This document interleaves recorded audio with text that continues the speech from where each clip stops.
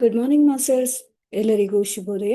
ಬ್ರಹ್ಮಶ್ರೀ ಪಿತಾಮಹ ಪತ್ರಿಜಿಯವರ ದಿವ್ಯ ಆಶೀರ್ವಾದದೊಂದಿಗೆ ಲಲಿತಾ ಪವಾರ್ ಮೇಡಮ್ ಅವರು ಮೌನ ಧ್ಯಾನ ಉಪವಾಸವನ್ನ ಹಮ್ಮಿಕೊಂಡಿದ್ದಾರೆ. ಆ ಒಂದು ನಿಟ್ಟಿನಲ್ಲಿ ನಾವು ದಿನ ಬೆಳಗ್ಗೆ 5 ಗಂಟೆಗೆ ಜಾಯಿನ್ ಆಗಿ ಧ್ಯಾನವನ್ನ ಮಾಡ್ತಾ ಇದ್ದೀವಿ. ಈ ದಿನ 76ನೇ ದಿನಕ್ಕೆ ನಾವು ಬಂದಿದ್ದೇವೆ ಮಾಸ್ಟರ್ಸ್. ನೀವೆಲ್ಲರೂ ಟೈಮಿಗೆ ಕರೆಕ್ಟ್ ಆಗಿ ಜಾಯಿನ್ ಆಗ್ತಾ ಇರೋದಕ್ಕೆ ನಿಮ್ಗೆಲ್ಲರಿಗೂ ಧನ್ಯವಾದಗಳನ್ನ ತಿಳಿಸ್ತಾ ಹಾಗೆ ಕಂಗ್ರ್ಯಾಚುಲೇಷನ್ಸ್ ಹೇಳ್ತಾ ಈ ದಿನದ ಧ್ಯಾನವನ್ನ ಶುರು ಮಾಡೋಣ ಮಾಸ್ಟರ್ಸ್. ದಯವಿಟ್ಟು ಎಲ್ಲರೂ ಧ್ಯಾನ ಸ್ಥಿತಿಗೆ ಬಂದ್ಬಿಡಿ.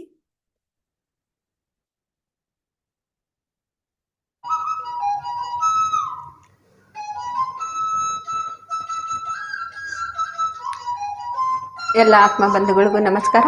ಬೆಳಗಿನ ಧ್ಯಾನಕ್ಕೆ ಎಲ್ರಿಗೂ ಕೂಡ ಸ್ವಾಗತ. ನಾವೆಲ್ಲರೂ ಕೂಡ ಧ್ಯಾನಕ್ಕೆ ಕೂತ್ಕೊಳ್ಳೋಣ ಫ್ರೆಂಡ್ಸ್.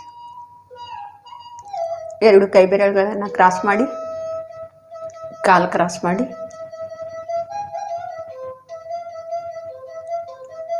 ಹಗುರವಾಗಿ ಕಣ್ಣು ಮುಚ್ಚಿ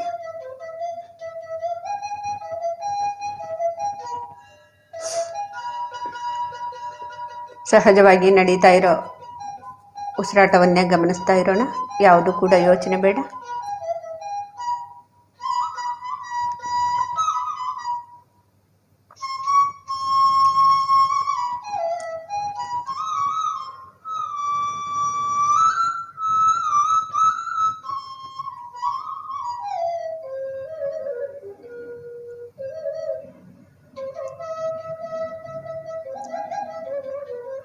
ಯಾವುದೇ ಮಂತ್ರ, ದೇವರ ನಾಮ ಜಪ ಯಾವುದು ಕೂಡ ಬೇಡ ಫ್ರೆಂಡ್ಸ್. ಧ್ಯಾನವೆಂದರೆ ಮನಸ್ಸನ್ನು ಶೂನ್ಯ ಮಾಡಿಕೊಳ್ಳೋದು.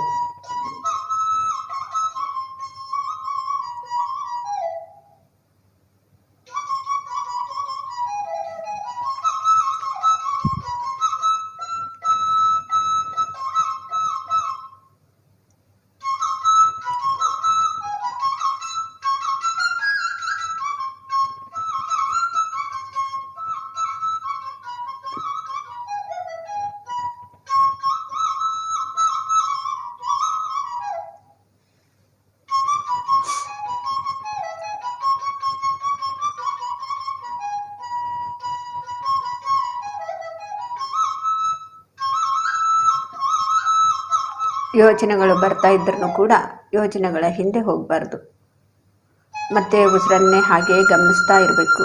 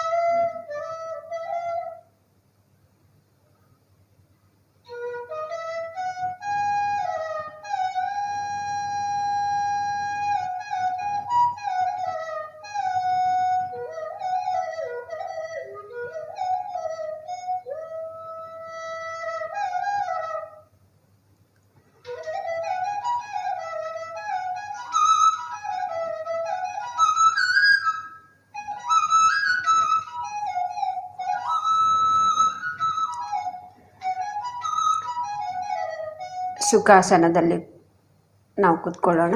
ಸುಖಮಯ ಪ್ರಾಣಾಯಾಮ. ನಾವೇ ಉಸಿರು ತಗೊಳ್ಳೋದು ಬಿಡೋದು ಏನು ಕೂಡ ಬೇಡ. ಯಾವ ರೀತಿ ಉಸಿರಾಡ್ತಾ ಇದ್ದೀವಿ ಹಾಗೇ ನಾವು ಸಾಕ್ಷಿಯಾಗಿ ಗಮನಿಸ್ತಾ ಇರೋಣ, ನೋಡ್ತಾ ಇರೋಣ ಆ ಉಸಿರನ್ನು.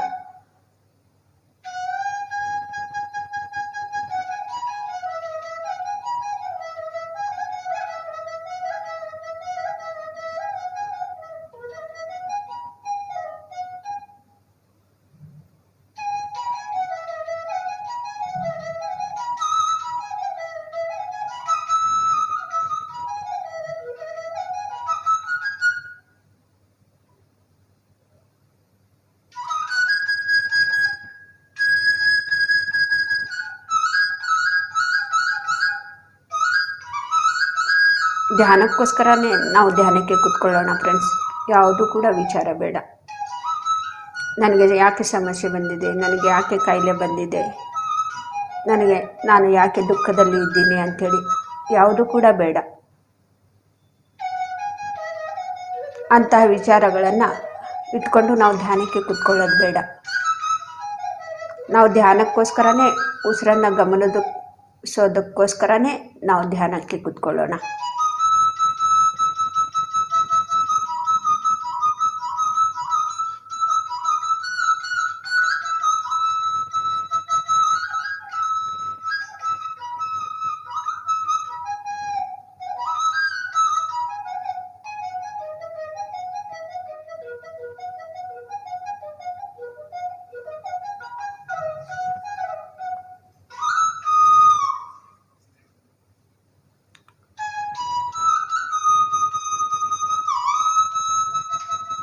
ನಾವು ಯಾವುದು ಕೂಡ ಅಂದ್ಕೊಳ್ದೇನೆ ನಾವು ಉಸಿರಾಟವನ್ನು ಗಮನಿಸೋದನ್ನು, ಉಸಿರನ್ನೇ ನೋಡ್ತಾ ಇರೋದ್ರಿಂದ, ಸಾಕ್ಷಿಯಾಗಿ ನಾವು ನೋಡ್ತಾ ಇರೋದ್ರಿಂದ ನನಗೆ ಯಾಕೆ ಬಂದಿದೆ ಅಂಥೇಳಿ ನಾವು ಕೇಳ್ಕೊಳ್ಳೋದು ಬೇಡ. ಅದಷ್ಟಕ್ಕದೇ ಎಲ್ಲ ನಮಗೆ ತಿಳಿತಾ ಇರತ್ತೆ.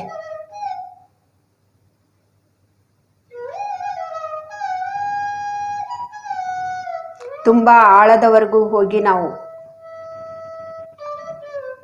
ಸಮಸ್ಯೆ, ದುಃಖ, ಕಾಯಿಲೆ ಯಾಕೆ ಬಂದಿದೆ ಅಂಥೇಳಿ ತುಂಬ ಆಳದವರೆಗೂ ನಾವು ಹೋಗಿ ತಿಳ್ಕೊಳ್ತಾ ಇರ್ತೀವಿ.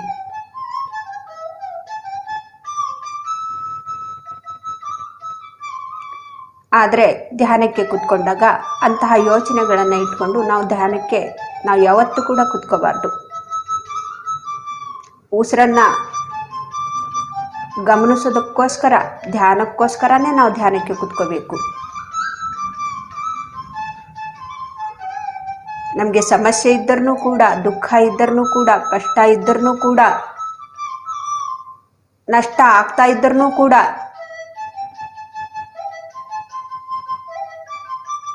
ಯಾಕೆ ನನಗೆ ಈ ರೀತಿ ಆಗ್ತಾ ಇದೆ ಅಂಥೇಳಿ ನಾವು ಹೇಳಿ ಕೂತ್ಕೋಬಾರದು. ನಮಗೆ ಅದು ಬೇಡವೇ ಬೇಡ, ನನಗೆ ಬಂದುಬಿಟ್ಟಿದೆ ಅಂಥೇಳಿ.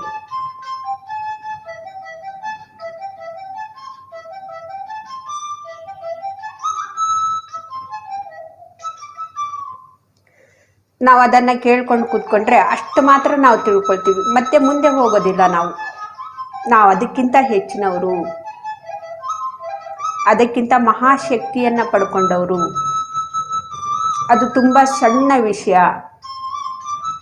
ನನಗೆ ಸಮಸ್ಯೆ ಇದೆ, ಕಾಯಿಲೆ ಇದೆ, ಕಷ್ಟ ಇದೆ, ನಷ್ಟ ಇದೆ, ಇದು ತುಂಬ ಒಂದು ಸಣ್ಣ ಪ್ರಾಪಂಚಿಕ ವಿಷಯಗಳನ್ನು ನಾವು ವಿಚಾರ ಮಾಡ್ತಾ ಇರೋದು ತುಂಬ ಸಣ್ಣದದು.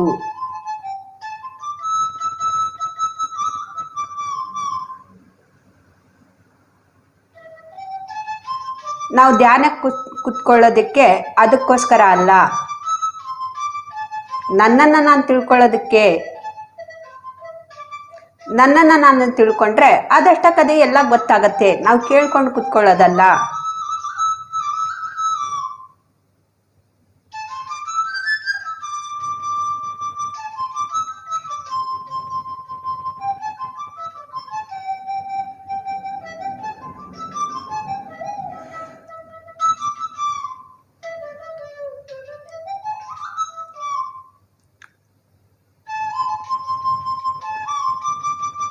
ನಮಗೆ ಎಂತಹ ವಿಚಾರಗಳನ್ನು ಮಾಡಬೇಕು ಅನ್ನೋದು ಕೂಡ ಗೊತ್ತಿಲ್ಲ. ಮತ್ತೆ ನಮಗೆ ವಿಚಾರ ಯಾಕೆ ಬೇಕು? ಧ್ಯಾನಕ್ಕೆ ಕೂತ್ಕೊಂಡಾಗ ವಿಚಾರ ಬೇಡವೇ ಬೇಡ.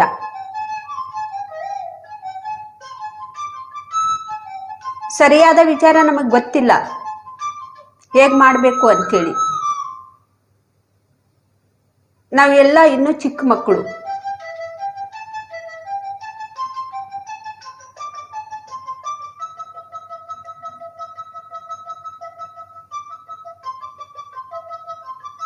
ಆದರೆ ಧ್ಯಾನಕ್ಕೆ ಕೂತ್ಕೊಂಡಾಗ ನಮಗೆ ಅದೇ ಯೋಚನೆ ಬರುತ್ತೆ ಅಂದರೆ ಅದನ್ನು ಸಾಕ್ಷಿಯಾಗಿ ನೋಡ್ತಾ ಇರಿ. ಅದ್ರ ಹಿಂದೆ ಹೋಗೋದು ಬೇಡ.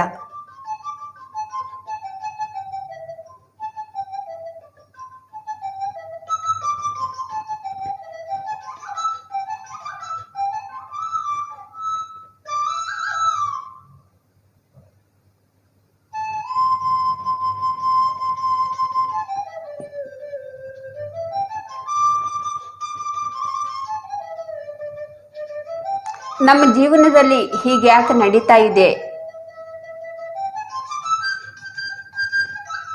ಏನಾಗ್ತಾ ಇದೆ ಅಂತೇಳಿ ನಮ್ಗೆ ಏನು ಕೂಡ ಗೊತ್ತಿಲ್ಲದೆ ಇರುವಾಗ ಅದ್ರ ವಿಚಾರ ನಮ್ಗೆ ಯಾಕೆ, ಆ ವಿಚಾರದ ಒಂದು ತಂಟೆಗೆ ನಾವು ಯಾಕೆ ಹೋಗ್ಬೇಕು?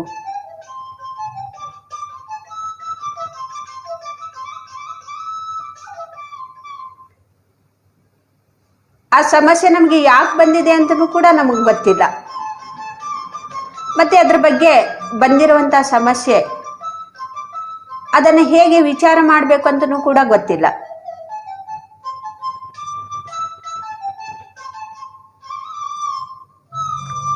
ಮತ್ತೆ ಅದನ್ನ ಹಿಂಬಾಲಿಸುವುದು ಯಾಕೆ? ನಾವು ಆ ಯೋಚನೆಗಳನ್ನು ಹಿಂಬಾಲಿಸುವುದು ಯಾಕೆ? ಗೊತ್ತಿಲ್ಲದೆ ಇರುವಾಗ ಹಾಗೆ ನಾವು ಸಾಕ್ಷಿಯಾಗಿ ನೋಡ್ತಾ ಇರೋಣ.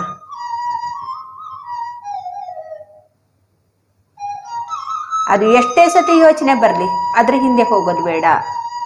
ಯಾವುದೇ ಯೋಚನೆ ಇರಲಿ, ಅದು ಕಾಯಿಲೆಗೆ ಸಂಬಂಧಪಟ್ಟಿದ್ದ ಆಗಲಿ, ನಷ್ಟಕ್ಕೆ ಸಂಬಂಧಪಟ್ಟಿದ್ದೇ ಆಗಲಿ, ಕಷ್ಟಕ್ಕೆ ಸಂಬಂಧಪಟ್ಟಿದ್ದೇ ಆಗಲಿ, ಮನೆಯಲ್ಲಿ ಏನೋ ಒಂದು ಸಮಸ್ಯೆ ಇರುವಂಥ ಆ ಒಂದು ಸಮಸ್ಯೆಗೆ ಸಂಬಂಧಪಟ್ಟಿದ್ದೇ ಆಗಲಿ, ಯಾವುದೇ ಇರಬಹುದು. ಯಾಕೆ ಬಂದಿದೆ ಅಂತೇಳಿ ನಮಗೆ ಗೊತ್ತಿಲ್ಲ, ಅದ್ರ ಬಗ್ಗೆ ನಾವು ಏನು ವಿಚಾರ ಮಾಡಬೇಕು ಅಂತೇಳಿ ನಮಗೆ ಗೊತ್ತಿಲ್ಲ. ಮತ್ತೆ ವಿಚಾರ ಯಾಕೆ ಮಾಡಬೇಕು? ನಾವು ಅದ್ರ ಹಿಂದೆ ಯಾಕೆ ಹೋಗಬೇಕು? ಆ ಯೋಚನೆ ನಮಗೆ ಎಲ್ಲಿ ಕರ್ಕೊಂಡು ಹೋಗುತ್ತೆ ಅಂತೇಳಿ ಗೊತ್ತಿಲ್ಲ.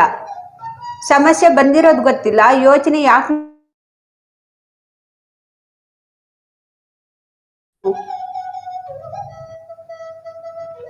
ಆದ್ರೂ ಕೂಡ ಬರ್ತಾ ಇದೆ, ಯೋಚನೆ ಬಿಡ್ತಾ ಇಲ್ಲ ಅಂದ್ರೆ ಹಾಗೆ ನಾವು ಸಾಕ್ಷಿಯಾಗಿ ನೋಡ್ತಾ ಇರೋಣ ಫ್ರೆಂಡ್ಸ್.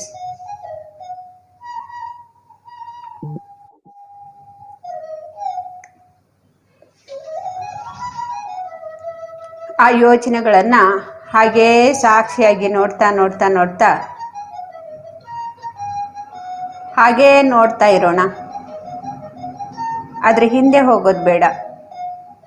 ಅದು ಯಾಕೆ ಬಂತು ಅಂತೇಳಿ ನಮಗೆ ಪ್ರಶ್ನೆನೂ ಕೂಡ ಬೇಡ.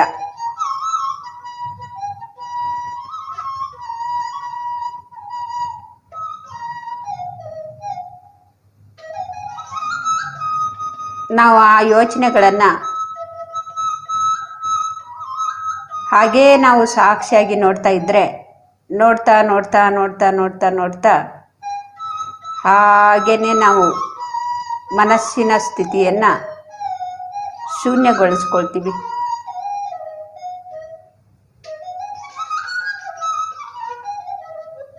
ಆ ಶೂನ್ಯ ಸ್ಥಿತಿಯಲ್ಲಿ ನಾನು ಯಾರು ಅಂತೇಳಿ ನಾವು ತಿಳ್ಕೊಳ್ತೀವಿ.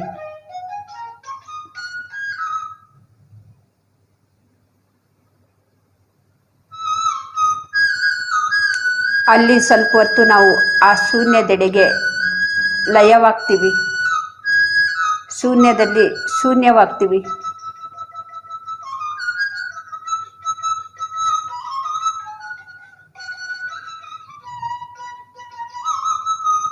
ಮತ್ತೆ ನಾವು ಅದರಿಂದ ಮತ್ತೆ ನಾವು ಹೊರಗಡೆ ಬರ್ತೀವಿ. ಮತ್ತೆ ನಾವು ಆ ಶೂನ್ಯ ಸ್ಥಿತಿಯಿಂದ ಹೊರಗಡೆ ಬಂದಾಗ ಆಗ ನಮ್ಮ ವಿಚಾರಗಳು ಏನು ನಡೀತಾ ಇರುತ್ತೆ, ಅದ್ಭುತವಾದಂತಹ ವಿಚಾರಗಳು, ಅವು ನಮ್ಮ ಜೀವನಕ್ಕೆ ಸಂಬಂಧಪಟ್ಟಿರುತ್ತೆ. ಆದರೆ ಮೊದಲು ನಾವು ಕುತ್ಕೋಬೇಕಾಗಿರೋದು ಯಾವುದೇ ವಿಚಾರವಿಲ್ಲದೆ ನಾವು ಕುತ್ಕೋಬೇಕು. ಯೋಚನೆಗಳು ಬರ್ತಾ ಇರತ್ತೆ, ಸಾಕ್ಷಿಯಾಗಿ ನಾವು ನೋಡೋದನ್ನು ಕಲ್ತ್ಕೋಬೇಕು.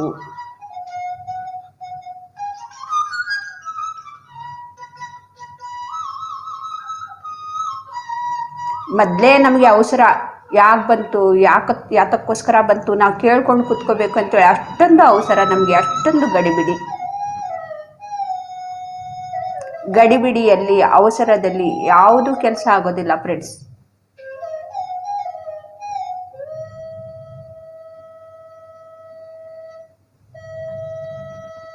ಎಲ್ಲದಕ್ಕೂ ಸಮಯ ಬೇಕು.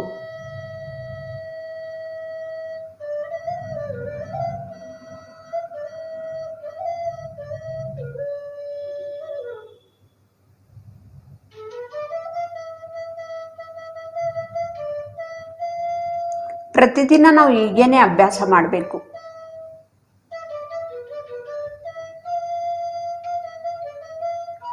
ಪ್ರತಿದಿನ ನಾವು ಯೋಚನೆಗಳನ್ನು ಹಾಗೇ ನೋಡ್ತಾ ಇರಬೇಕು. ನೋಡ್ತಾ ನೋಡ್ತಾ ಮನಸ್ಸನ್ನು ಶೂನ್ಯ ಮಾಡ್ಕೋಬೇಕು. ಮತ್ತೆ ನಾವು ವಾಪಸ್ಸು ಮತ್ತೆ ಎಚ್ಚರದ ಸ್ಥಿತಿಗೆ, ಶೂನ್ಯ ಸ್ಥಿತಿಯಿಂದ ಮತ್ತೆ ನಾವು ಎಚ್ಚರದ ಸ್ಥಿತಿಗೆ ಬಂದಾಗ ನಮ್ಮ ಯೋಚನೆಗಳನ್ನು, ಸರಿಯಾದ ಯೋಚನೆಗಳನ್ನು ಹಾಗೆ ನಾವು ಗಮನಿಸ್ತಾ ಇರಬೇಕು, ನಮಗೆ ಗೊತ್ತಾಗೋವರೆಗೂ ಕೂಡ. ನಾವು ತಿಳ್ಕೊಳ್ಳೋವರೆಗೂ ಕೂಡ ಎಲ್ಲವೂ ಕೂಡ ಅದಷ್ಟಕ್ಕದೇ ನಡೀತಾ ಇರತ್ತೆ. ಆದರೂ ಕೂಡ ನಮಗೇನು ಕೂಡ ತಿಳಿಯೋದಿಲ್ಲ.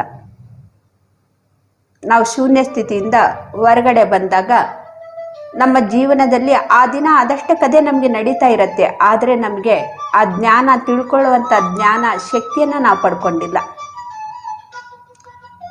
ನಮಗೆ ಯಾವಾಗ ಆ ಶಕ್ತಿಯನ್ನು ನಾನು ಪಡ್ಕೊಂಡಿದ್ದೀನಿ ಅಂತ ನಮಗೆ ತಿಳಿಬೇಕು ಅಂದರೆ, ಗೊತ್ತಾಗಬೇಕಂದ್ರೆ ಸ್ವಲ್ಪ ಸಮಯ ಹಿಡಿಯತ್ತೆ.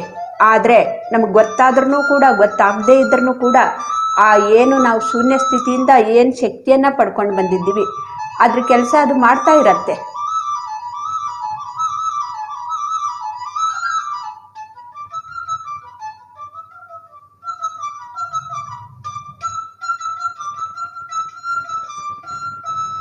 ನಾವು ಅನ್ಕೊಂಡ್ರು ಕೂಡ, ಅನ್ಕೊಳ್ದೆ ಇದ್ರೂ ಕೂಡ ಆ ಕೆಲಸ, ಅದ್ರ ಕೆಲಸ ಅದು ಮಾಡ್ತಾ ಇರತ್ತೆ. ಸಹಜವಾಗಿ ಅದು ನಡೀತಾ ಇರತ್ತೆ.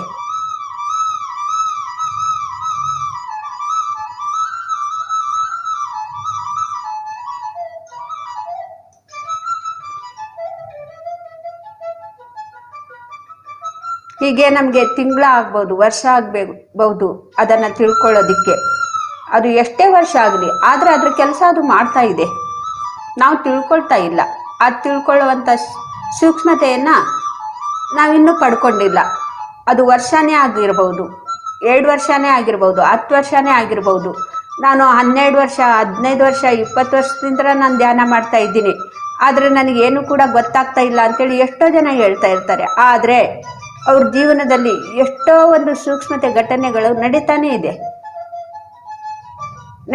ಇರತ್ತೆ, ಸಹಜವಾಗಿ ನಡೀತಾ ಇರತ್ತೆ.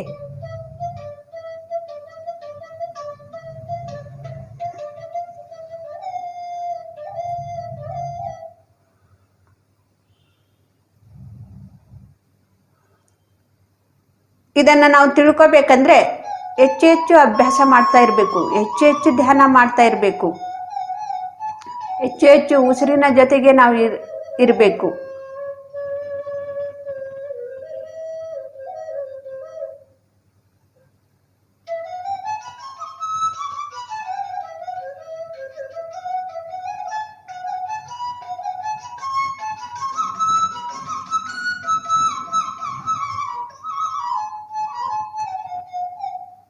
ಯಾವಾಗ ನಾವು ಈ ರೀತಿ ಹೆಚ್ಚು ಹೆಚ್ಚು ಅಭ್ಯಾಸ ಮಾಡೋದನ್ನು ಕಲ್ತ್ಕೊಳ್ತೀವಿ, ಯಾವತ್ತೂ ಒಂದಿನ ನಮಗೆ ಅರಿವಿಗೆ ಬಂದೇ ಬರುತ್ತೆ. ನಾವೆಲ್ಲರೂ ಕೂಡ ಕಾಯಿಲೆ ಅಲ್ಲ, ಸಮಸ್ಯೆ ಅಲ್ಲ, ಕಷ್ಟ ಅಲ್ಲ, ಈ ಶರೀರ ಅಲ್ಲ, ಈ ಮನಸ್ಸು ಅಲ್ಲ ಅನ್ನೋದು ನಮಗೆ ಗೊತ್ತಾಗತ್ತೆ.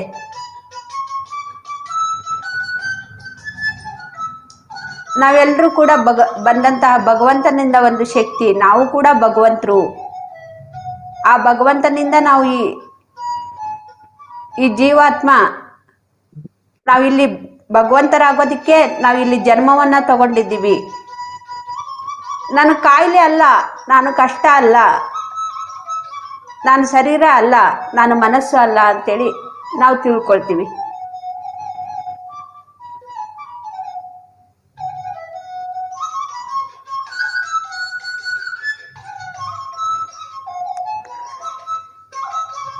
ಯಾಕೆ ನಮಗೆ ಕಷ್ಟ ಆಗ್ತಾ ಇದೆ ಅಂದರೆ, ನಾವೊಂದು ಭಗವಂತ ಅಂತ ಹೇಳಿ ತಿಳ್ಕೊಳ್ಳೋದಿಕ್ಕೆ ನಾವು ಪ್ರಯತ್ನ ಪಡ್ತಾ ಇಲ್ಲ, ಸಾಧನೆ ಮಾಡ್ತಾ ಇಲ್ಲ. ನನಗೆ ಕಷ್ಟ ಇದೆ, ನನಗೆ ಯಾಕೆ ಕಷ್ಟ ಅಂತೇಳಿ ಆ ಒಂದು ಸ್ಥಿತಿಯಲ್ಲಿ ಇದ್ದು ನಾವು ಧ್ಯಾನಕ್ಕೆ ಕೂತ್ಕೊಳ್ತಾ ಇದ್ದೀವಿ.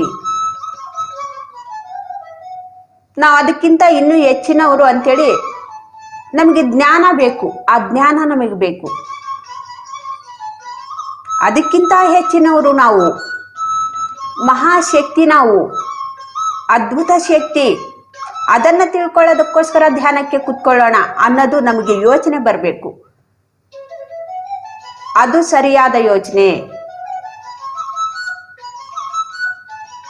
ಅಂತ ಸರಿಯಾದ ಯೋಚನೆಯನ್ನ ಇಟ್ಕೊಂಡು ನಾವು ಧ್ಯಾನಕ್ಕೆ ಯಾವಾಗ ಕೂತ್ಕೊಳ್ತೀವಿ ಅಂದರೆ, ಮೊದಲು ಇದನ್ನು ಅಭ್ಯಾಸ ಮಾಡಬೇಕು ನಾವು. ಆಗ ನಾವು ಶೂನ್ಯ ಸ್ಥಿತಿಯಿಂದ ಹೊರಗಡೆ ಬಂದಾಗ ಮಿರಾಕಲ್ಸ್ ಯೋಚನೆ, ಇದು ಅದ್ಭುತವಾದಂತಹ ಯೋಚನೆ.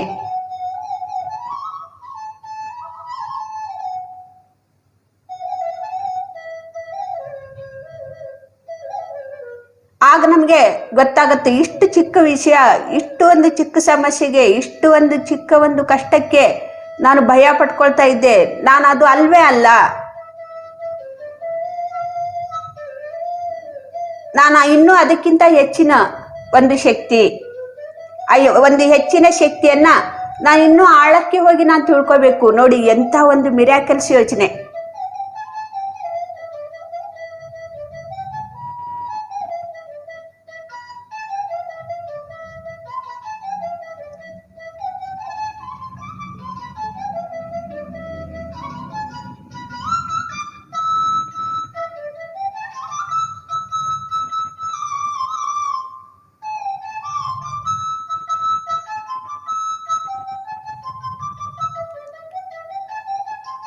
ಎಲ್ಲರೂ ಕೂಡ ಶರೀರದ ಸ್ಥಿತಿಯಿಂದ, ಮನಸ್ಸಿನ ಸ್ಥಿತಿಯಿಂದ ಬೇರೆ ಬೇರೆ, ಆದರೆ ನಮ್ಮ ಒಳಗಡೆ ಇರುವಂಥ ಪರಮಾತ್ಮ ಒಂದೇ, ನಾವೆಲ್ಲರೂ ಕೂಡ ಒಂದೇ ಅನ್ನೋದು ಈ ಸತ್ಯವನ್ನು ನಾವು ತಿಳ್ಕೊಳ್ತೀವಿ ಫ್ರೆಂಡ್ಸ್.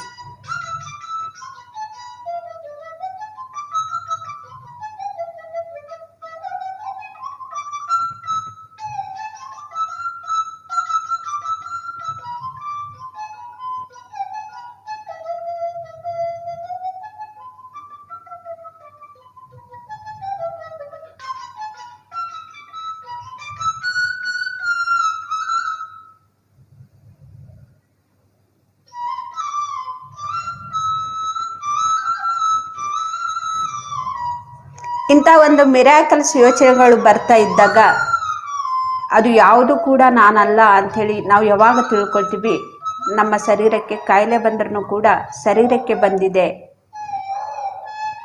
ನಮಗೆ ಸಮಸ್ಯೆ ಬಂದ್ರೂ ಕೂಡ ಅದು ಕರ್ಮಾನುಸಾರವಾಗಿ ಅದು ಬರ್ತಾ ಇದೆ,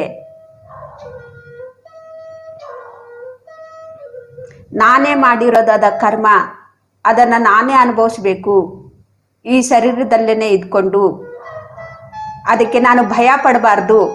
ನಾಳೆ ಬರೋದು ಕಷ್ಟ ಇವತ್ತೇ ಬರಲಿ, ಇವತ್ತು ಬರೋದು ಕಷ್ಟ ಇವಾಗಲೇ ಬರಲಿ, ಇವಾಗ ಬರೋದು ಕಷ್ಟ ಈಗ ನಡೆದು ಹೋಗಲಿ, ಭಯ ಪಡೋದು ಯಾಕೆ, ನಾನು ಶರೀರನೇ ಅಲ್ಲ ಅಂತಂದ್ಮೇಲೆ.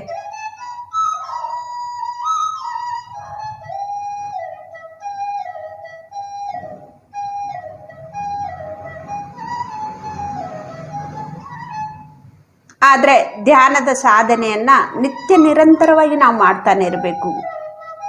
ಆ ಶಕ್ತಿಯಿಂದ ಎಷ್ಟೇ ದೊಡ್ಡ ಕಷ್ಟ ಆಗಲಿ, ಎಷ್ಟೇ ದೊಡ್ಡ ಕಾಯಿಲೆ ಆಗಲಿ, ಅದರಿಂದ ನಾವು ಮುಕ್ತರಾಗ್ತೀವಿ, ಹೊರಗಡೆ ಬರ್ತೀವಿ.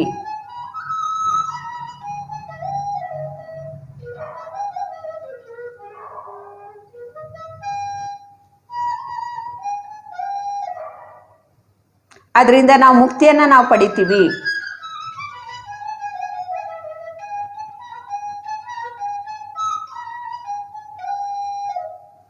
ಆದ್ರೆ ಮೊದಲು ನಮಗೆ ಇದು ಹೇಗೆ ಇದರಿಂದ ಹೊರಗಡೆ ಬರಬೇಕು ಅಂತೇಳಿ ಗೊತ್ತಾಗೋದಿಲ್ಲ. ಸಾಧನೆ ಮಾಡಬೇಕು. ಬೆಳಿಗ್ಲಿಂದ ರಾತ್ರಿವರೆಗೂ ಕೂಡ ಮೌನವಾಗಿರ್ಬೇಕು, ರಾತ್ರಿ ಧ್ಯಾನ ಮಾಡಬೇಕು. ಈ ಸಾಧನೆಯಿಂದ ಎಷ್ಟೇ ಒಂದು ಕ್ರೂರವಾದಂಥ ಕರ್ಮವನ್ನು ನಾವು ತಗೊಂಡು ಬಂದ್ರೂ ಕೂಡ ಅದರಿಂದ ನಾವು ಹೊರಗಡೆ ಬರ್ತೀವಿ. ಮಾಡಬೇಕು ಸಾಧನೆಯನ್ನ.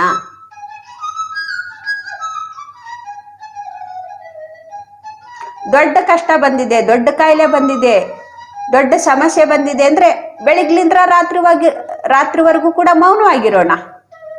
ಅದ್ರ ಬಗ್ಗೆ ವಿಚಾರ ಮಾಡೋದು ಬೇಡ. ರಾತ್ರಿಯಿಂದ ಬೆಳಗಿನವರೆಗೂ ಮತ್ತೆ ಧ್ಯಾನಕ್ಕೆ ಕೂತ್ಕೊಳ್ಳೋಣ. ಮೌನವಾಗಿದ್ದು ಮನೆ ಕೆಲಸ ಎಲ್ಲ ನಮ್ದು ಏನು ದಿನನಿತ್ಯದ ಕೆಲಸ ಇದೆಯೋ ಅದು ನಾವು ಮಾಡೋಣ. ಅದನ್ನು ಕೂಡ ನಮಗೆ ಬೇಕು.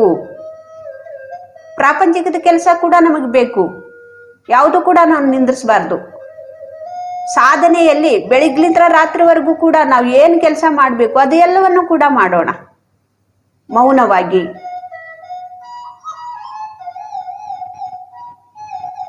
ರಾತ್ರಿ ಆದ್ಮೇಲೆ ಆಧ್ಯಾತ್ಮಿಕ ಕೆಲಸ ಶುರು ಮಾಡ್ಕೊಳ್ಳೋಣ.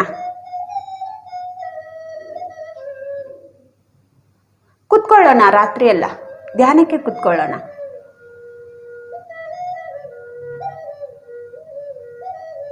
ನಮಗೆ ಸಮಸ್ಯೆನೇ ಬೇಡ, ದುಃಖನೇ ಬೇಡ, ಕಷ್ಟನೇ ಬೇಡ, ಆದ್ರೆ ಆರಾಮಾಗಿ ಮಲ್ಕೊಂಡು ಬೆಳಿಗ್ಲಿಂದ ಸಾಯಂಕಾಲವರೆಗೂ ತಿಂದು ರಾತ್ರಿ ಆದ್ಮೇಲೆ ಮಲ್ಕೊಂಡು ನಮಗೆ ಕಷ್ಟನೇ ಬೇಡ ಅಂದ್ರೆ ಇದು ಹೇಗೆ ಸಾಧ್ಯ ಆಗತ್ತೆ? ಅಸಾಧ್ಯವಾದಂತಹ ಮಾತಿದು ನಾವು ಅನ್ಕೊಳ್ತಾ ಇರೋದು. ಅದಕ್ಕೆ ತಕ್ಕ ಸಾಧನೆಯನ್ನ ನಾವು ಮಾಡ್ತಾ ಇಲ್ಲ. ಕಷ್ಟವನ್ನ ಹೋಗಿಸ್ಬೇಕು ಅಂತೇಳಿ ಅದಕ್ಕೆ ತಕ್ಕ ಸಾಧನೆಯನ್ನ ನಾವು ಮಾಡ್ತಾ ಇಲ್ಲ. ಮತ್ತೆ ಆ ಕಷ್ಟ ಹೋಗು, ಆ ಕಾಯಿಲೆ ಹೋಗು ಅಂದ್ರೆ ಎಲ್ಲಿಂದ ಹೋಗುತ್ತೆ?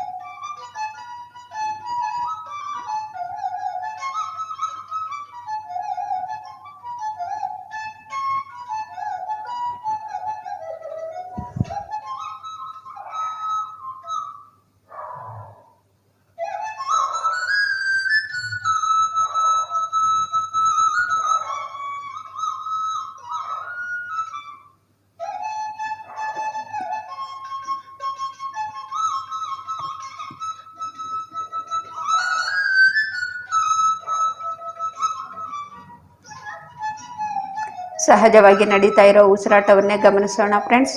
ಯಾವುದು ಕೂಡ ಯೋಚನೆ ಬೇಡ.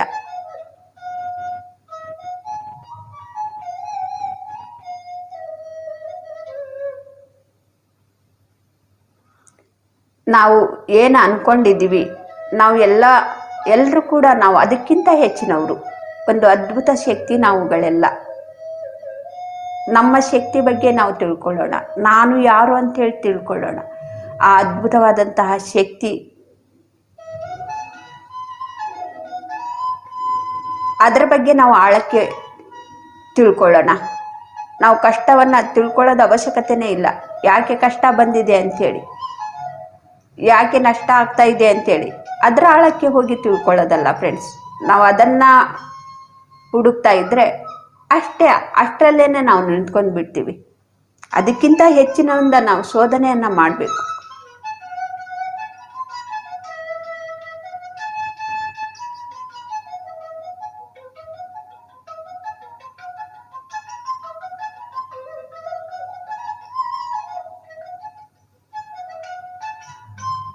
ನಾವು ಚಿಕ್ಕ ಚಿಕ್ಕ ಸಮಸ್ಯೆಗಳಿಗೆ, ಕಷ್ಟಗಳಿಗೆ, ರೋಗಗಳಿಗೆ ಅಲ್ಲಿ ನಾವು ಸಮಯವನ್ನು ವ್ಯರ್ಥ ಮಾಡ್ತಾ ಇದ್ದೀವಿ.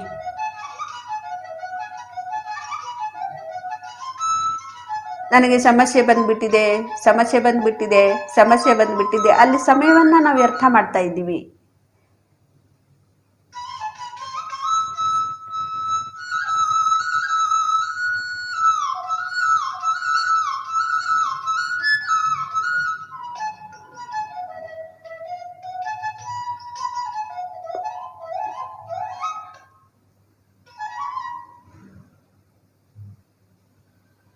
ನಾವೊಂದು ಮಹಾಶಕ್ತಿ ಅನ್ನೋದನ್ನ, ಈ ಒಂದು ಅರಿವು ನಮಗೆ ಯಾವಾಗ ಬರುತ್ತೆ, ಆಗ ನಮಗೆ ಇದ್ದಂತಹ ಸಮಸ್ಯೆ, ಕಷ್ಟ, ನಷ್ಟ ಕ್ಷಣ ಮಾತ್ರದಲ್ಲಿ ಅದು ದಗ್ಧವಾಗಿಬಿಡತ್ತೆ, ಸುಟ್ಟೋಗ್ಬಿಡತ್ತೆ.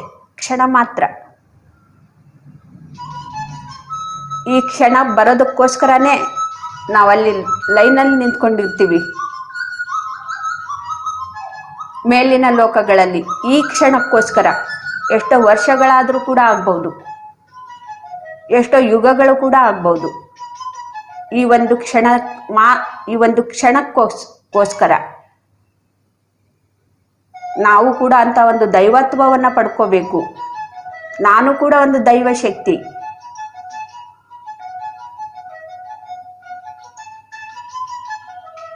ಇದನ್ನ ನಾವು ಅಲ್ಲಿ ಲೈನ್ನಲ್ಲಿ ನಿಂತ್ಕೊಂಡು ನಾವು ಯಾವಾಗ ತಿಳ್ಕೊಳ್ತೀವಿ, ಇಲ್ಲಿ ನಮಗೆ ಕಷ್ಟ, ನಷ್ಟ, ದುಃಖ ಕ್ಷಣ ಮಾತ್ರದಲ್ಲಿ ದಗ್ಧವಾಗಿಬಿಡತ್ತೆ.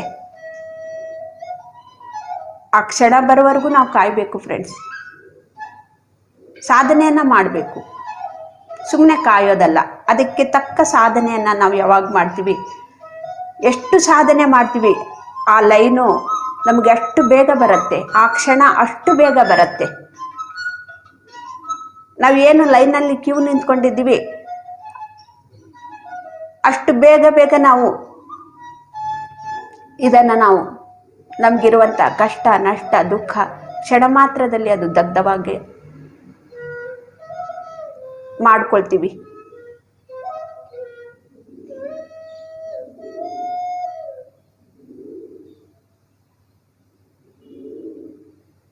ಅದಕ್ಕೆ ತಕ್ಕ ನಾವು ಸಾಧನೆಯನ್ನ ಮಾಡಬೇಕು.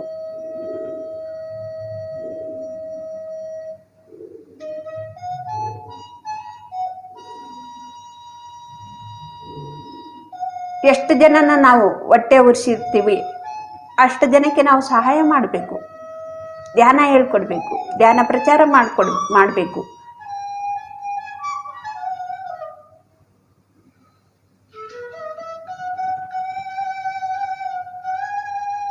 ಮಾಡುವಾಗ ನಾವು ಎಷ್ಟು ಧೈರ್ಯದಿಂದ ನಾವು ಆ ತಪ್ಪು ಕೆಲಸಗಳನ್ನ ಮಾಡಿದ್ದೀವಿ ಅನುಭವಿಸುವಾಗ್ಲೂ ಕೂಡ ಆ ಧೈರ್ಯ ಇರಬೇಕು ನಮಗೆ. ಯಾಕೆ ಬಂತು ಅಂದ್ರೆ ನಾವು ಮಾಡ್ಕೊಂಡಿರೋದು, ಅದು ನಮ್ಮಿಂದನೇ ಬಂದಿದೆ.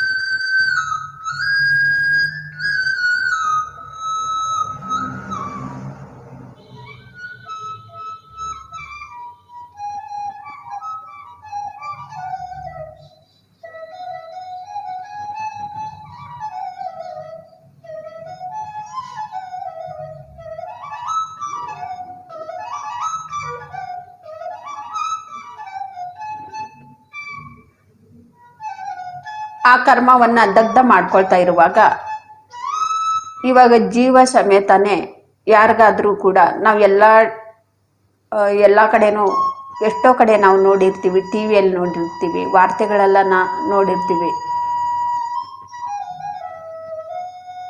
ಅವ್ರಿಗೆ ಜೀವಂತ ಯಾರಾದ್ರೂ ಶರೀರ ಸಮೇತನೇ ಸುಡ್ತಾ ಇದ್ರೆ ಅವರು ಯಾವ ರೀತಿ ವಿಲವಿಲ ಅಂತ ಹೇಳಿ ಒದ್ದಾಡ್ತಾ ಇರ್ತಾರೆ ನೋಡಿ, ಹೇಗೆ ತಡಪಡಿಸ್ತಾ ಇರ್ತಾರೆ.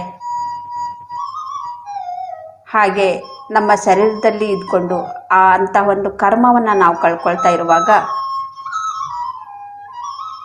ಏನು ಪಾಪ ಮಾಡಿದ್ದೀವೋ ಆ ಕರ್ಮವನ್ನ ಕಳ್ಕೊಳ್ತಾ ಇರುವಾಗ ನಮ್ಮ ಶರೀರದಲ್ಲೇನೆ, ನಮ್ಮ ಒಳಗಡೆನೆ ನಾವು ವಿಲವಿಲ ಅಂತ ಹೇಳಿ ಒದ್ದಾಡ್ತಾ ಇರ್ತೀವಿ.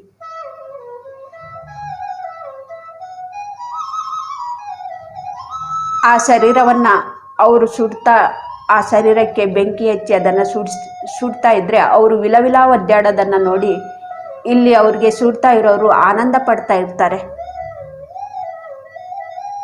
ನಾನು ಅವ್ರಿಗೆ ಸರಿಯಾಗಿನೇ ಮಾಡಿದ್ದೀನಿ ಅಂತೇಳಿ.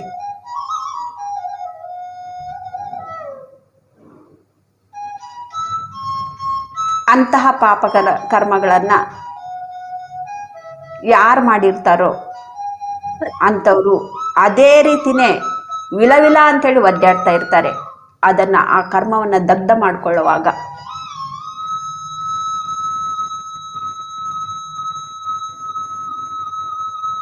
ಯಾಕೆಂದ್ರೆ ಅವರು ಯಾವ ರೀತಿ ವಿಲವಿಲ ಒದ್ದಾಡೋದನ್ನ ನೋಡಿ ಶರೀರ ಸುಡ್ತಾ ಇರುವಾಗ ಇವರು ಎಷ್ಟು ಖುಷಿ ಪಡ್ತಾ ಇದ್ರೋ, ಎಷ್ಟು ಆನಂದ ಪಡ್ತಾ ಇದ್ರೋ. ಆ ಶರೀರ ಒದ್ದಾಡ್ತಾ ಇದೆ, ಚಡ್ಪಡಿಸ್ತಾ ಇದೆ. ಆ ಶರೀರ ಚೆನ್ನಾಗಿರೋದು ಶರೀರವನ್ನ ಸುಡ್ತಾ ಅದಕ್ಕೆ ಬೆಂಕಿ ಹಚ್ಚಿ ಇವರು ನೋಡಿ ಆನಂದ ಪಡ್ತಾ ಇದ್ದಾರೆ ಯಾವುದೋ ಒಂದು ಜನ್ಮದಲ್ಲಿ. ಆದರೆ ಇವಾಗ ಅನುಭವಿಸ್ಬೇಕಾಗುವಂಥ ಒಂದು ಕರ್ಮ ಇಲ್ಲಿ ಬಂದಿದೆ ಅವ್ರಿಗೆ ಈ ಜನ್ಮದಲ್ಲಿ. ಮತ್ತೆ ಆ ಒಂದು ಅನುಭವ ಪಡ್ಕೊಂಡಾಗ್ಲೇನೆ ಅದರಿಂದ ಅವರು ಮುಕ್ತರಾಗ್ತಾರೆ.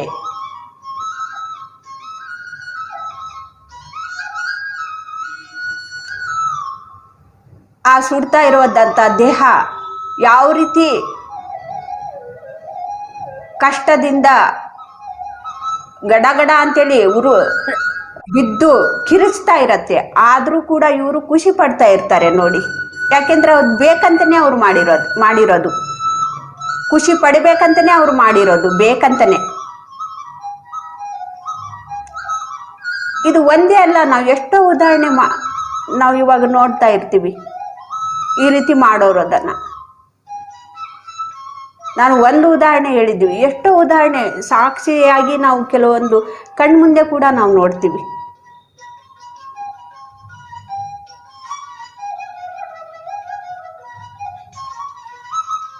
ಇವಾಗಂತೂ ಕೂಡ ಮೊಬೈಲ್ ಬಂದ್ಬಿಟ್ಟಿದೆ, ಎಲ್ಲಾನು ಕೂಡ ಕಳಿಸ್ತಾ ಇರ್ತಾರೆ.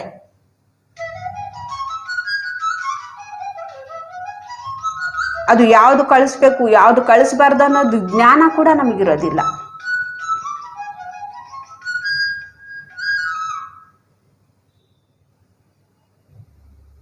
ಕೆಲವೊಂದು ಅದೇ ವಿಚಾರವನ್ನ ತುಂಬಿಕೊಂಡಿರ್ತಾರೆ, ಅವ್ರಿಗೆ ಅದೇ ಬೇಕಾಗಿರತ್ತೆ.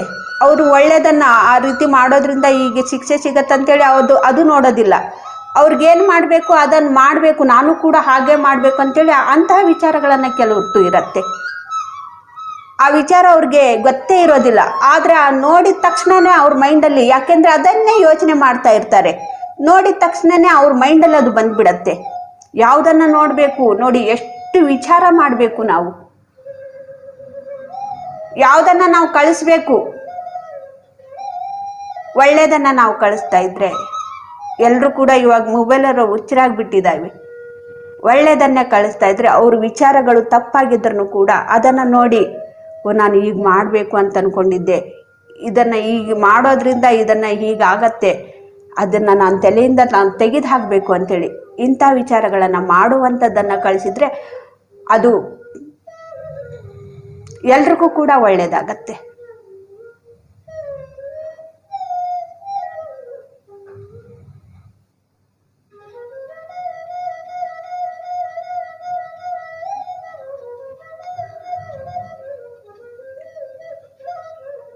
ಮತ್ತು ನಾವು ಧ್ಯಾನಕ್ಕೆ ಕೂತ್ಕೊಂಡಾಗ ನಮಗೆ ಧ್ಯಾನದಲ್ಲಿ ತುಂಬ ಹಿಂಸೆ ಆಗ್ತಾ ಇದೆ, ಒದ್ದಾಡ್ತಾ ಇದೆ ಶರೀರ. ಒದ್ದಾಡಲಿ, ಹಿಂಸೆ ಪಡಲಿ. ಯಾರು ತಗೊಂಡು ಬಂದಿರೋದು? ನಾವೇ ತಗೊಂಡು ಬಂದಿರೋದು. ಆ ಕರ್ಮವನ್ನು ಯಾರು ಮಾಡಿದ್ದು? ನಾವೇ ಮಾಡಿದ್ದು. ಮತ್ತು ಯಾಕೆ ನಮಗೆ ಕಷ್ಟ ಆಗಬಾರ್ದು? ಯಾಕೆ ಕಾಯಿಲೆ ಬರಬಾರ್ದು? ಯಾಕೆ ನಷ್ಟ ಆಗಬಾರ್ದು? ಅವ್ರಿಗೆ ನಷ್ಟ ಮಾಡುವಾಗ, ಅವ್ರಿಗೆ ಮೋಸ ಮಾಡುವಾಗ, ಅವ್ರಿಗೆ ಶರೀರವನ್ನು ಸುಡುವಾಗ, ಅವ್ರಿಗೆ ಕೈ ಕಾಲುಗಳನ್ನು ಕಟ್ಟು ಮಾಡುವಾಗ ನಾವು ಎಷ್ಟು ಧೈರ್ಯದಿಂದ ಮಾಡಿದ್ದೀವಿ. ಮತ್ತೆ ನಾವು ಅನುಭವಿಸ್ಬೇಕಾದ್ರೆ ಯಾಕೆ ನಮಗೆ ಭಯ? ಯಾಕೆ ದುಃಖ ಪಡ್ತಾ ಇದ್ದೀವಿ ನಾವಿಲ್ಲಿ? ಆಗ ಆ ಪಾತ್ರ ಇತ್ತು, ಅದನ್ನು ಮಾಡಿದ್ವಿ. ಇವಾಗ ಈ ಪಾತ್ರ ಇದೆ, ಇದನ್ನು ನಾವು ಮಾಡೋಣ. ಅಲ್ಲಿನೂ ಕೂಡ ನಾವು ಸರಿಯಾಗಿ ಮಾಡಿದ್ದೀವಿ, ಇಲ್ಲಿನೂ ಕೂಡ ನಾವು ಸರಿಯಾಗಿನೇ ಮಾಡೋಣ.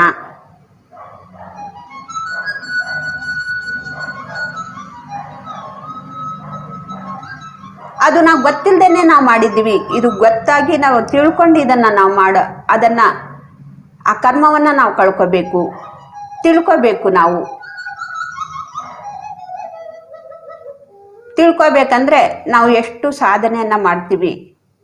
ಇವಾಗಲೂ ಕೂಡ ಅದೇ ವಿಚಾರವನ್ನು ನಾವು ಇಟ್ಕೊಂಡು ಧ್ಯಾನಕ್ಕೆ ಕುತ್ಕೊಳ್ಳೋದಲ್ಲ, ಮನಸ್ಸನ್ನು ಶೂನ್ಯ ಮಾಡ್ಕೋಬೇಕು. ಶೂನ್ಯವಾದಂಥ ಸ್ಥಿತಿಯಿಂದ ನಾವು ಹೊರಗಡೆ ಬಂದಾಗ ಎಷ್ಟೋ ವರ್ಷಗಳಾಗತ್ತೆ ಇದನ್ನು ತಿಳ್ಕೊಳ್ಳೋದಕ್ಕೋಸ್ಕರ.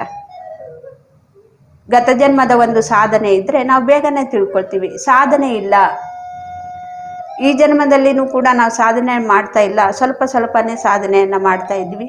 ಎಷ್ಟೋ ವರ್ಷಗಳು ಬೇಕಾಗತ್ತೆ.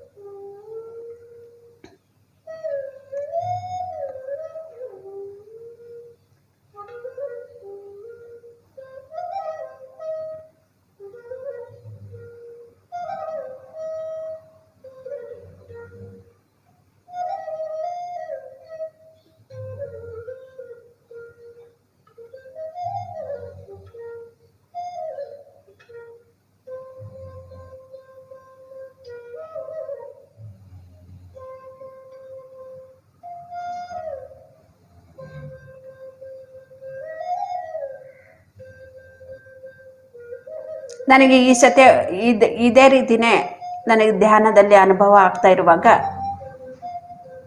ವಿಲ ಅಂಥೇಳಿ ನಾನು ಒದ್ದಾಡ್ತಾ ಇರುವಾಗ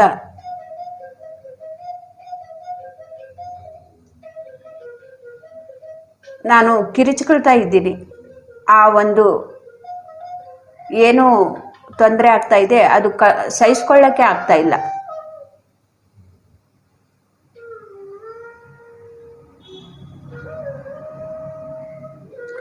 ನನಗೆ ಈ ಶರೀರದಲ್ಲಿ ಸಹಿಸ್ಕೊಳ್ಳೋಕೆ ಆಗ್ತಾ ಇಲ್ಲ.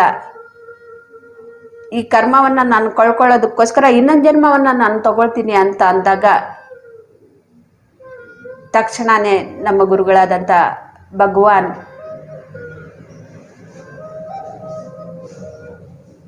ಬ್ರಹ್ಮಶ್ರೀ ಪಿತಾಮಹ ಪತ್ರಿಜಿಯವರು ತಕ್ಷಣನೇ ನನಗೆ ಏನು ಆನ್ಸರ್ ಕೊಟ್ರಂದ್ರೆ, ಧ್ಯಾನದಲ್ಲಿ ಈ ಕರ್ಮ ನೀನು ಯಾವಾಗ ಬೇಕಾದರೂ ನೀನು ಮಾಡಿದ್ದು, ಈ ಜನ್ಮ ಅಲ್ಲದೇ ಇನ್ನೊಂದು ಜನ್ಮ ನೀನು ತಗೊಂಡ್ರು ಕೂಡ ಅಲ್ಲಿನೂ ಕೂಡ ಆವಾಗಲೂ ಕೂಡ ಇದೇ ತೊಂದರೆ ಆಗತ್ತೆ. ಮತ್ತು ಇದನ್ನು ಸಿಕ್ಕಿರುವಂಥ ಅವಕಾಶವನ್ನು ಕಳ್ಕೊಂಡ್ರೆ ಇನ್ನೂ ಹೆಚ್ಚಿನ ತೊಂದರೆನೂ ಕೂಡ ಆದ್ರೂ ಆಗ್ಬೋದು. ಸ್ವಲ್ಪ ದಿನ ಈ ರೀತಿ ತೊಂದರೆ ಆಗ್ತಾ ಇರತ್ತೆ, ಆದಷ್ಟಕ್ಕೆ ಅದೇ ಹೊರಟೋಗತ್ತೆ. ಹೆಚ್ಚು ಸಾಧನೆಯನ್ನು ಮಾಡು, ಧ್ಯಾನ ಪ್ರಚಾರ ಮಾಡು, ಆಧ್ಯಾತ್ಮಿಕ ಸೇವೆ ಮಾಡು. ಅದರಿಂದನೇ ಇಂಥ ಒಂದು ಕಷ್ಟದಿಂದ ನೀನು ಮುಕ್ತಿಯನ್ನು ಪಡಿತೀಯ. ಈ ಒಂದು ಸಿಕ್ಕಿರುವಂಥ ಅವಕಾಶವನ್ನು ಕಳ್ಕೊಬೇಡ. ಆ ಒಂದು ಸಮಯದಲ್ಲಿ ಆ ಭಗವಾನ ನನಗೆ ಎಷ್ಟು ಸಮಾಧಾನ ಮಾಡಿದಾರೋ ಅವರಿಗೆ ನಾನು ಹೃದಯದಿಂದ ಧನ್ಯವಾದಗಳನ್ನು ನಾನು ತಿಳಿಸೋದಕ್ಕೆ ಇಷ್ಟಪಡ್ತೀನಿ. ಎಲ್ರಿಗೂ ಕೂಡ ಹೀಗಾಗತ್ತೆ.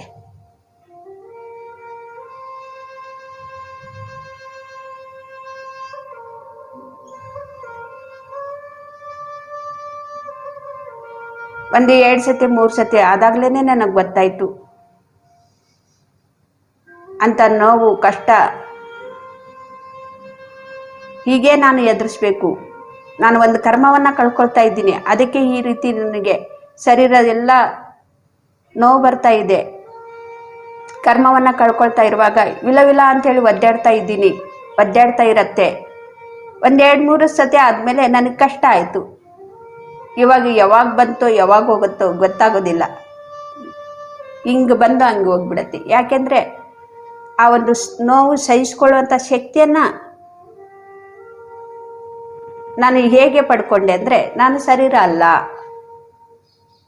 ನಾನು ಮನಸ್ಸು ಕೂಡ ಅಲ್ಲ. ಆಗ ಆ ಪಾತ್ರವನ್ನು ಮಾಡಿದ್ದೀನಿ. ಗತಃ ನಡೆದು ಹೋಗಿದೆ, ಏನು ಮಾಡೋಕ್ಕೂ ಆಗೋದಿಲ್ಲ. ಬಂದಂತಹ ಕರ್ಮವನ್ನು ಸ್ವೀಕಾರ ಮಾಡಿಕೊಂಡು ಹಾಗೆ ಸಾಕ್ಷಿಯಾಗಿ ನಾನು ನೋಡೋದನ್ನು ಕಲ್ತ್ಕೊಂಡೆ.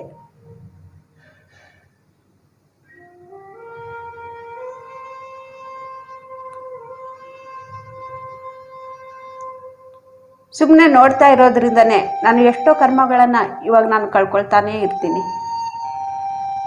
ಎಷ್ಟೋ ಕರ್ಮಗಳನ್ನು ಕಳ್ಕೊಂಡಿದ್ದೀನಿ. ಇವಾಗ ಹಿಂಗೆ ಬಂದು ಆ ಮೈಕೈ ನೋವೆಲ್ಲ ಇವಾಗಲೂ ಕೂಡ ಯಾವಾಗಲಾದರೂ ಅಪರೂಪಕ್ಕೆ ಬರುತ್ತೆ. ಹಿಂಗೆ ಅದು ನೋಡಿರ್ತೀನಿ ಅಷ್ಟೇ, ಮತ್ತೆ ಯಾವಾಗ ಹೋಗುತ್ತೋ ಅದು ನನಗೆ ಗೊತ್ತೇ ಇರೋದಿಲ್ಲ. ಆದರೆ ಮೊದಲು ಒಂದು ಸತಿ 2 ಸತಿ ತಿಳ್ಕೊಳ್ಳೋವರೆಗೂ ಕೂಡ ಇದು ಕಷ್ಟ ಆಗತ್ತೆ. ಯಾಕೆ ನನಗೆ ಈ ರೀತಿ ಆಗ್ತಾ ಇದೆ, ಯಾಕೆ ಈ ರೀತಿ ಆಗ್ತಾ ಇದೆ ಅಂತೇಳಿ.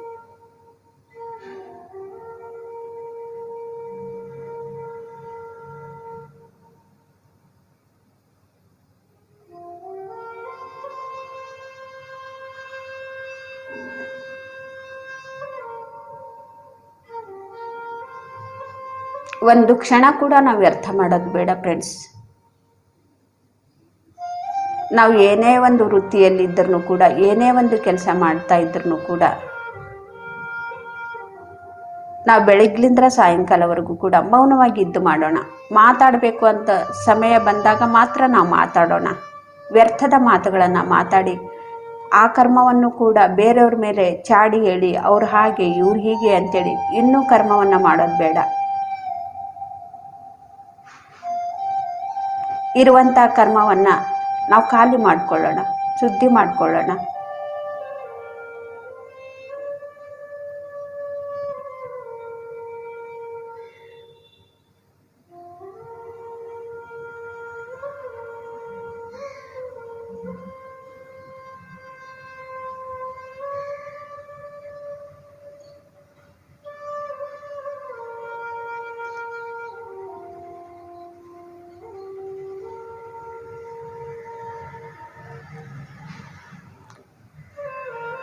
ಇವಾಗ ನಾವು ಹೊರಗಿನ ಪ್ರಪಂಚದಲ್ಲಿ ಏನು ಎಲ್ಲ ಕೆಟ್ಟದನ್ನೆಲ್ಲ ನೋಡ್ತಾ ಇದ್ದೀವಿ, ಅದು ಎಲ್ಲ ಕೂಡ ನಾವು ಕೂಡ ಮಾಡಿದವ್ರೆ.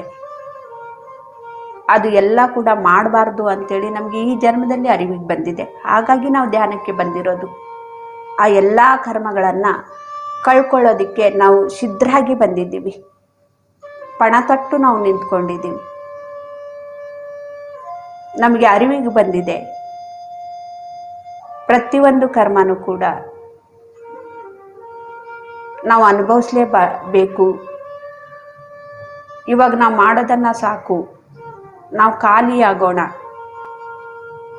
ನಾವು ಒಂದು ಭಗವಂತನ ಶಕ್ತಿ, ಎಲ್ಲ ಕರ್ಮಗಳನ್ನು ನಾವು ಕಳ್ಕೊಂಡು ನಾವು ಕೂಡ ಭಗವಂತರಾಗೋಣ.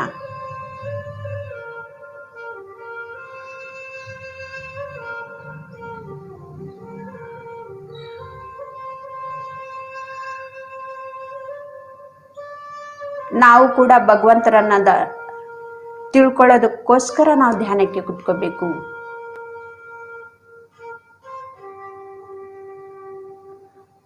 ಆಗ ನಾವು ಅದನ್ನೇ ನಾವು ತಿಳ್ಕೊಳ್ತೀವಿ. ನಾವೇ ಭಗವಂತರಾದ್ಮೇಲೆ ನಮ್ಮ ಕಾಯಿಲೆಗಳನ್ನು ಕ್ಷಣ ಮಾತ್ರದಲ್ಲಿ ಸುಟ್ಟೋಗ್ಬಿಡತ್ತೆ.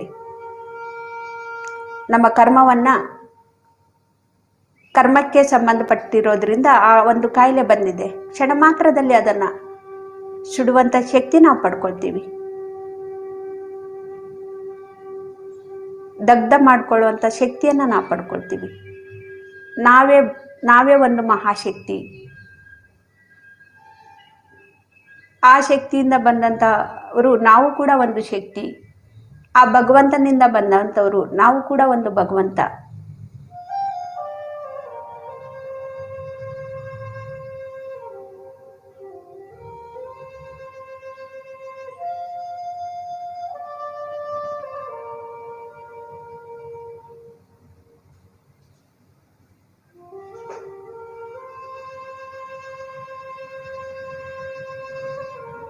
ಎಷ್ಟೋ ಜನಕ್ಕೆ ನಾವು ಹೇಳ್ತಾ ಇರ್ತೀವಿ, ನಡೆದಾಡುವ ದೇವರು ಈ ಭೂಮಿ ಮೇಲೆ ಇದ್ದಾರೆ ಅಂತೇಳಿ.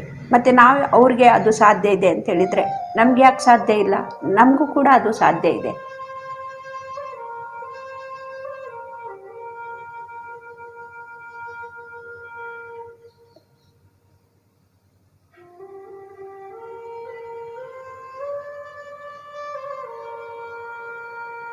ನಾವು ಕೂಡ ಸಾಧ್ಯ ಮಾಡಿ ತೋರಿಸ್ಬೇಕಂದ್ರೆ ನಾವು ಮೌನ ಸಾಧನೆ, ಧ್ಯಾನ ಸಾಧನೆ, ಶುದ್ಧ ಸಾತ್ವಿಕ ಆಹಾರವನ್ನು ತಗೊಳ್ತಾ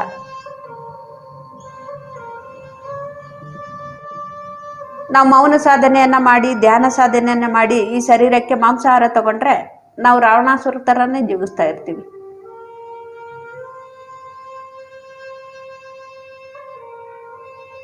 ಧ್ಯಾನ ಸಾಧನೆ, ಮೌನ ಸಾಧನೆಯನ್ನು ಮಾಡಿ ಈ ಶರೀರಕ್ಕೆ ಶುದ್ಧ ಸಾತ್ವಿಕ ಆಹಾರ, ಸಸ್ಯಾಹಾರಿನೇ ತಗೊಳ್ತಾರೆ, ನಾವು ಕೂಡ ಭಗವಂತರಾಗ್ತೀವಿ.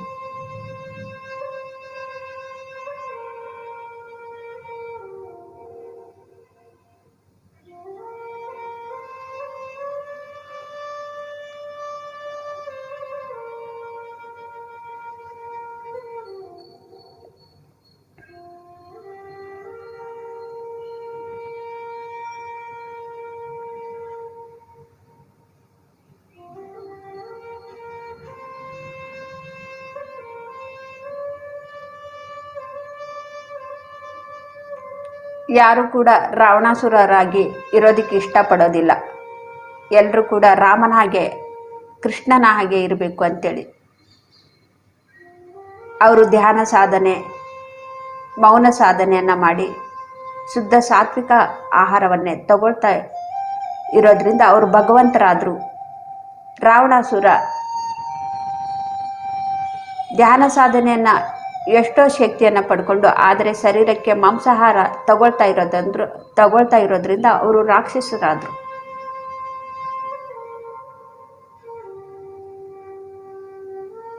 ಅವರು ಕೂಡ ಮಾಡಿದ್ದಾರೆ ಧ್ಯಾನ ಸಾಧನೆ, ಇವರು ಕೂಡ ಮಾಡಿದ್ದಾರೆ. ಮತ್ತು ನಾವು ಯಾರನ್ನು ನಾವು ಪೂಜಿಸ್ತಾ ಇರ್ತೀವಿ, ಯಾರನ್ನು ನಾವು ಪೂಜಿಸ್ತಾ ಇದ್ದೀವಿ?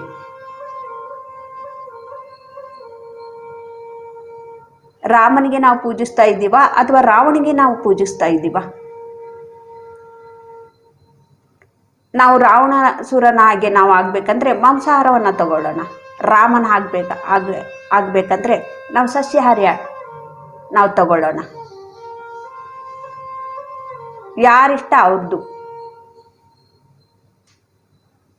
ಅದನ್ನು ತಗೊಂಡ್ರೆ ಹಾಗಿರತ್ತೆ, ಇದನ್ನು ತಗೊಂಡ್ರೆ ಹೀಗಿರತ್ತೆ.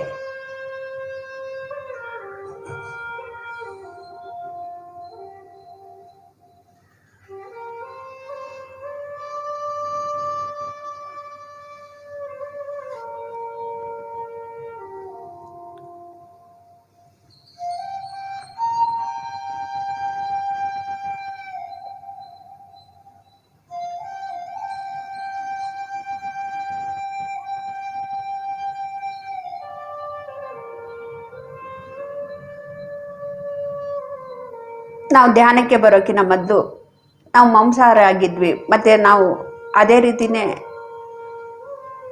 ಜೀವಿಸ್ಬೇಕಲ್ವಾ ಅಂತೇಳಿ ಕೆಲವ್ರದ್ದು ಇರತ್ತೆ. ಗತ ಆಗಿರೋದು ಆಗೋಯ್ತು, ಗೊತ್ತಿಲ್ಲ ನಮಗೆ.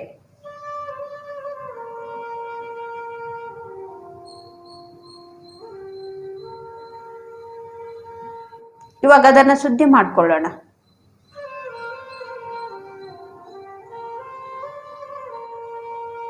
ಆ ತಪ್ಪು ಅಂತೇಳಿ ನಾವು ಗೊತ್ತಾದಾಗಲೂ ಕೂಡ, ಗೊತ್ತಾದ್ಮೇಲೇನೂ ಕೂಡ ನಾವು ಮಾಡಿದರೆ ಅದು ಮಹಾಪಾಪ.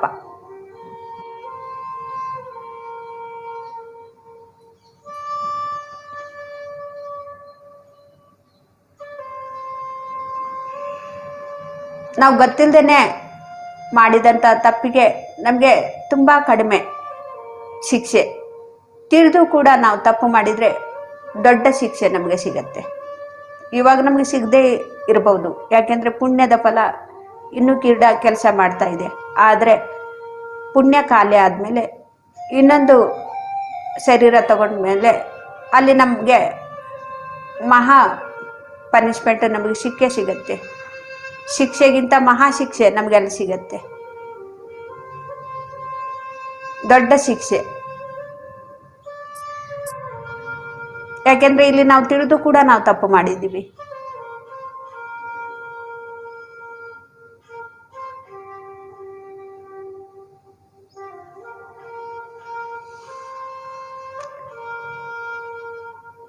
ರಾವಣನಿಗೆ ಅದಕ್ಕೆ ಸಾವು, ಅದಕ್ಕೋಸ್ಕರನೇ ಅವ್ರಿಗೆ ಸಾವು ಅನ್ನೋದು ತುಂಬ ಆ ರೀತಿ ರಾಮನಿಂದ ಸಾವು ಬಂತು. ಹಾಗಂತ ನಾವು ಸಾಯ್ಲಿಲ್ವಾ? ನಾವು ಕೂಡ ಸಾಯ್ತೀವಿ. ಅಂಥ ಒಂದು ಸಾಧನೆಯನ್ನು ಕೂಡ ಶರೀರವನ್ನು ಬಿಟ್ಟವರು ಅವರು ಕಾಂತಿ ಲೋಕದಲ್ಲಿ ಲಯವಾಗಿ ಬಿಟ್ಟಿರ್ತಾರೆ. ಈ ರೀತಿ ಶರೀರವನ್ನು ಬಿಟ್ಟವರು ಇನ್ನೊಂದು ಶರೀರವನ್ನು ತಗೊಂಡು ಅನುಭವಿಸ್ಬೇಕಾಗತ್ತೆ.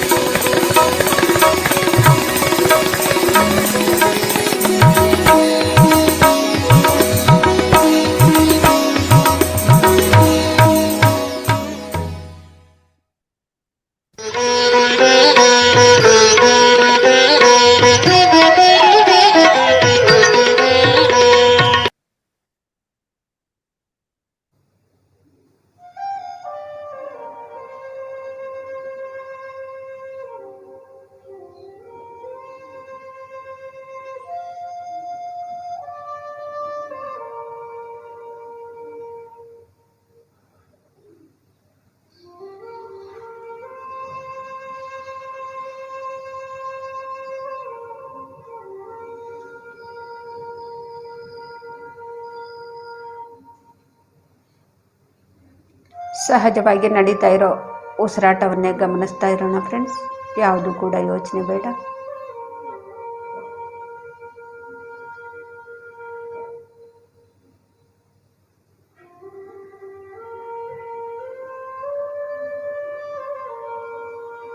ನಾವೆಲ್ಲರೂ ಕೂಡ ಧ್ಯಾನಕ್ಕೆ ಸರೆಂಡರ್ ಆಗಲೇಬೇಕು ಫ್ರೆಂಡ್ಸ್.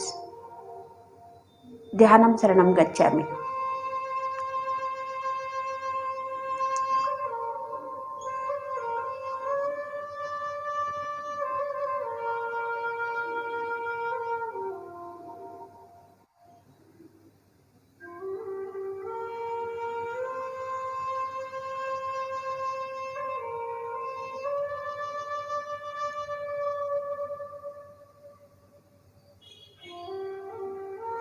ಕೇವಲ 1 ನಿಮಿಷ ನಾವು ಧ್ಯಾನದಿಂದ ಸಹಜ ಸ್ಥಿತಿಗೆ ಬರೋಣ ಫ್ರೆಂಡ್ಸ್.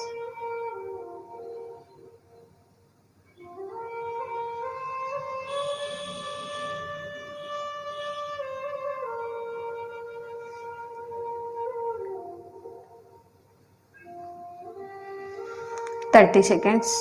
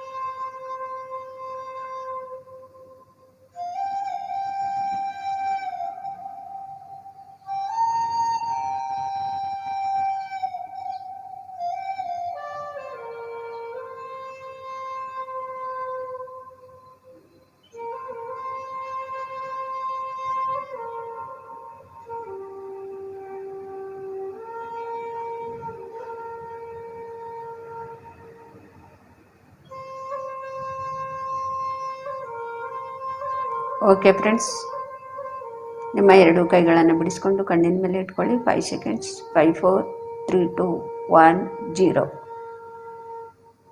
ನಿಮ್ಮ ಕೈಗಳನ್ನು ನೋಡ್ತಾ ಕಣ್ಣು ಬಿಡಿ. ಈ ಧ್ಯಾನವನ್ನು ತಿಳಿಸ್ಕೊಟ್ಟಂತಹ ಗುರುಜಿ ಬ್ರಹ್ಮಶ್ರೀ ಪಿತಾಮಹ ಪತ್ರಿಜಿ ಅವರಿಗೆ ನಾವು ಧನ್ಯವಾದಗಳನ್ನು ತಿಳಿಸೋಣ ಚಪ್ಪಾಳೆ ಮುಖಾಂತರ. ಎಲ್ಲ ಮಾಸ್ಟರ್ಸ್ಗೂ ಕೂಡ ನಮಗೆ ಸಹಾಯ ಸಹಕಾರ ಸಿಗ್ತಾ ಇದೆ. ಆ ಒಂದು ಮಹಾಶಕ್ತಿಗಳಿಗೂ ಕೂಡ ನಾವು ಧನ್ಯವಾದಗಳನ್ನು ತಿಳಿಸೋಣ ಚಪ್ಪಾಳೆಯ ಮುಖಾಂತರ. ಇಲ್ಲಿ ಬಂದಂತಹ ಎಲ್ಲ ಆತ್ಮಬಂಧುಗಳಿಗೂ ಕೂಡ ನಾನು ಧನ್ಯವಾದಗಳನ್ನು ತಿಳಿಸ್ತಾ ಇವತ್ತಿನ ಕ್ಲಾಸ್ ಮುಗಿಸ್ತಾ ಇದ್ದೀನಿ. Thank you masters, thank you. ಯಾರಿಗಾದರೂ ಏನಾದರೂ ಅನುಭವ ಆಗಿದ್ದರೆ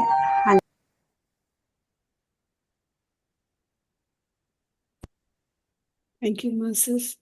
ತುಂಬಾ ಅದ್ಭುತವಾಗಿತ್ತು ಮೇಡಮ್ ಧ್ಯಾನ. Thank you masters. ದಿನ ಬೆಳಗ್ಗೆ 5 ಗಂಟೆಗೆ ಜಾಯ್ನ್ ಆಗಿ ಎಲ್ಲರೂ ನಿಮ್ಮ ಎನರ್ಜೀಸ್ನ ಶೇರ್ ಮಾಡ್ತಾ ಇದ್ದೀರಾ. ಹೀಗೆ ಈ ಎನರ್ಜೀಸ್ನ ಶೇರ್ ಮಾಡಿ ದಿನ ಜಾಯ್ನ್ ಆಗಿ, ಹಾಗೆ ಮತ್ತೆ ನಿಮಗೆ ಗೊತ್ತಿರೋರಿಗೆ ಈ ಲಿಂಕ್ನ ಕಳಿಸ್ತಾ ಧ್ಯಾನಕ್ಕೆ ಜಾಯಿನ್ ಮಾಡಿಸಿ masters. Thank you very much.